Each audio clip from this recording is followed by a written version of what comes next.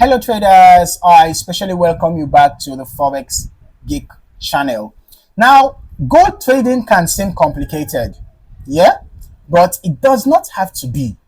In this video, I'm going to break down a simple gold trading strategy that you can use to navigate the markets with confidence. In this video, we will go over the best time frames for gold trading, how to identify key support and resistance levels, how to use technical indicators for confirmation, risk management tips to protect your account, and a simple entry and exit strategy for gold trades. So stick around until the end because I'll share a key trick that can improve your trade accuracy instantly. Now, before we get started, hit that like button and subscribe so you never miss out on powerful trading insights.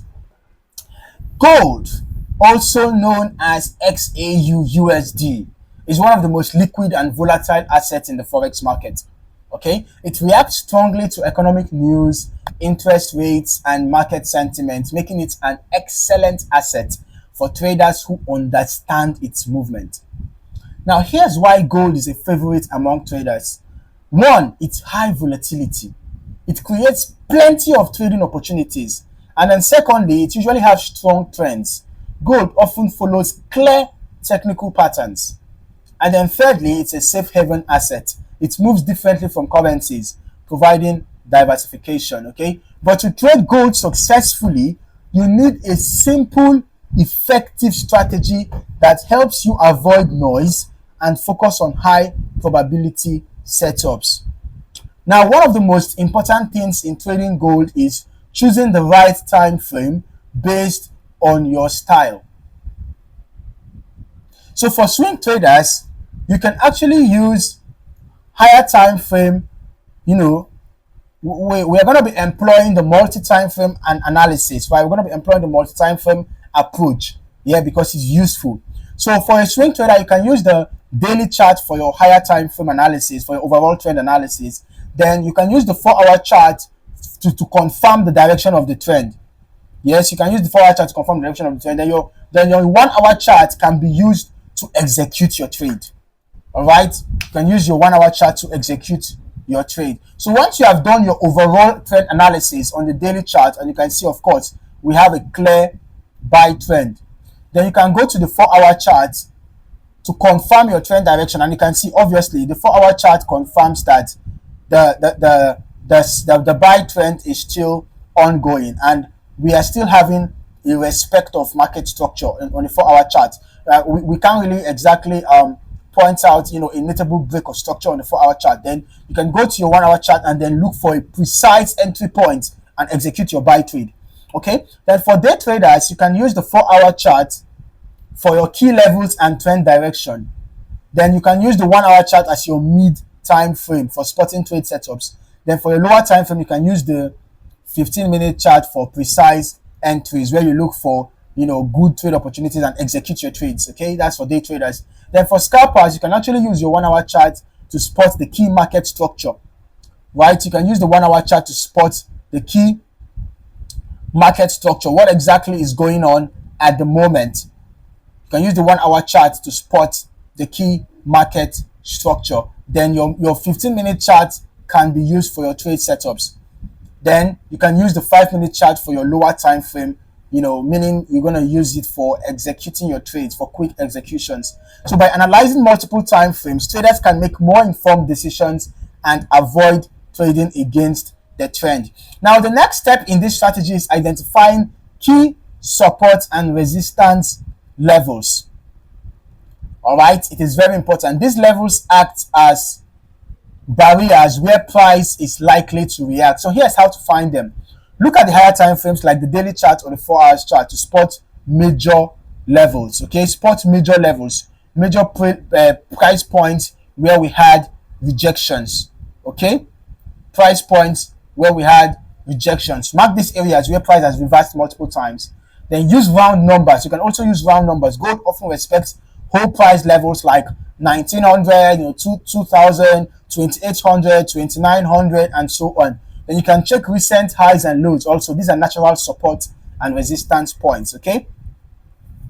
Yeah, you can also use, it must not always end in 100, like 2800, 2700. You can also use numbers like, 1925, maybe 2850, and so on. Okay.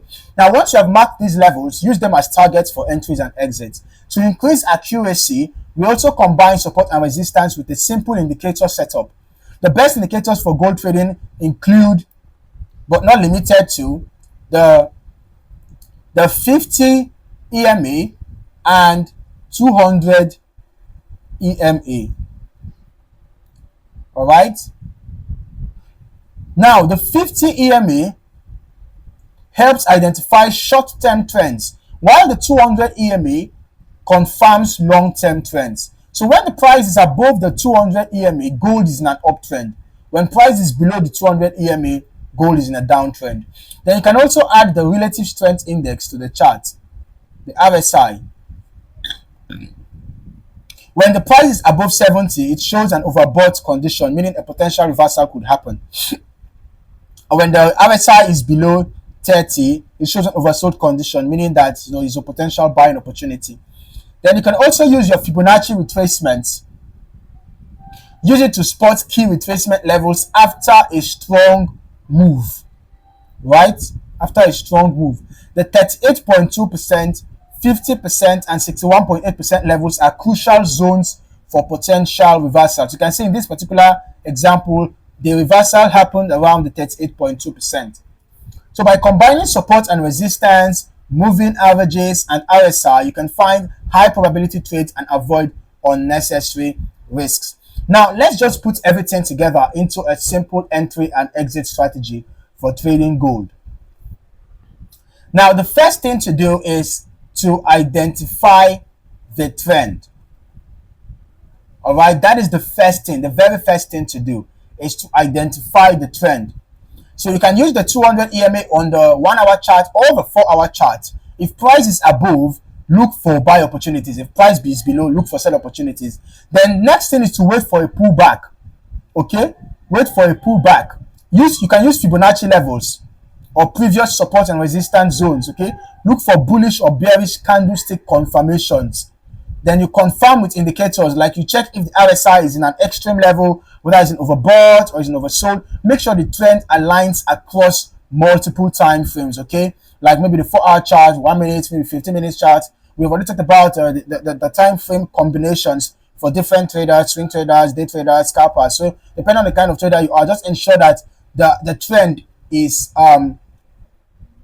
aligning on the different time frames, across the different time frames you are using. Then you enter the trade, okay, on the lower time frame. You enter the trade on the lower time frame once confirmation is clear. All right, the lower time frame for your trading style, okay.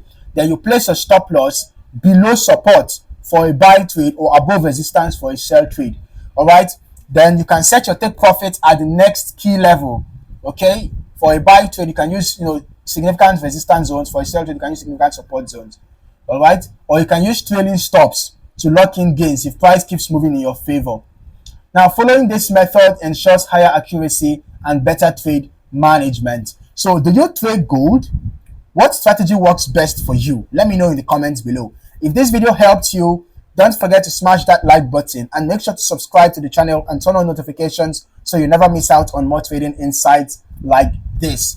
In the meantime, thank you for watching and I hope to see you in the next video. Happy trading.